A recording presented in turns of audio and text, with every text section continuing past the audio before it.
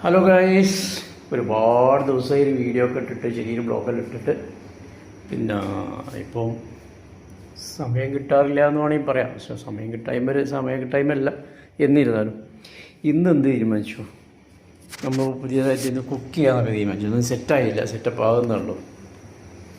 അപ്പോൾ ഇന്ന് ഫസ്റ്റ് ആദ്യമായിട്ട് റൂമിൽ വന്നതിന് ശേഷം, റൂം മാറി വരുന്നുള്ളൂ, സെറ്റപ്പൊന്നും ആക്കി വരുന്നുള്ളൂ. അപ്പോൾ വന്നതിന് ശേഷം ഇന്ന് എന്താക്കി, ബ്രേക്ക്ഫാസ്റ്റ് ഒന്ന് സ്വയം റെഡിയാക്കി. നല്ല കപ്പ, അടിപൊളി പാൽക്കപ്പാക്കി മാറ്റുന്നതിന് ഞാൻ കപ്പ പുഴുങ്ങി വെച്ചിട്ടുണ്ട്.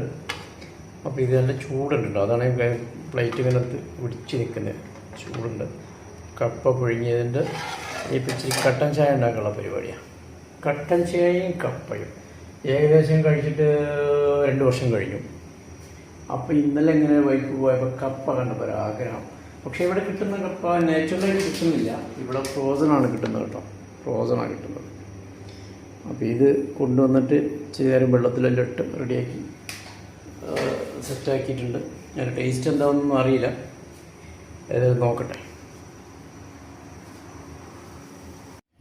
അപ്പോൾ ഇതാട്ടോ കട്ടൻ ചായ റെഡിയാക്കി, ബ്ലാക്ക് ടീ സുലൈമാനി, ഓക്കെ. ഒരു ലേശം ഞാനെടുത്തിട്ടുണ്ട്, ഇനി 2 ആൾക്കാർ വരാനുള്ളവർ ഉറങ്ങുന്നതാണ്. അപ്പോൾ ഇന്ന് നമ്മൾ കപ്പ എങ്ങനെ ഉണ്ടാവും എന്ന് നോക്കാം. കണ്ടിട്ട് നല്ലൊരു ക്ലഞ്ചി ലെവലിലുണ്ട്, നല്ല വെന്ത് നല്ല പാകമായിട്ട് വന്നിട്ടുണ്ട്. ഞാൻ ഉടച്ചിട്ടില്ല.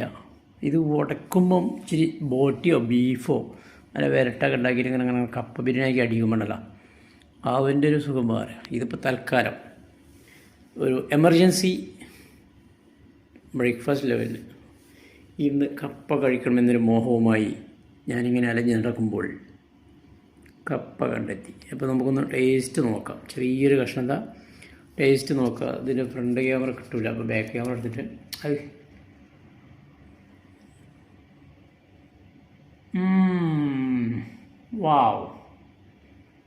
വാവ് അടിപൊളി.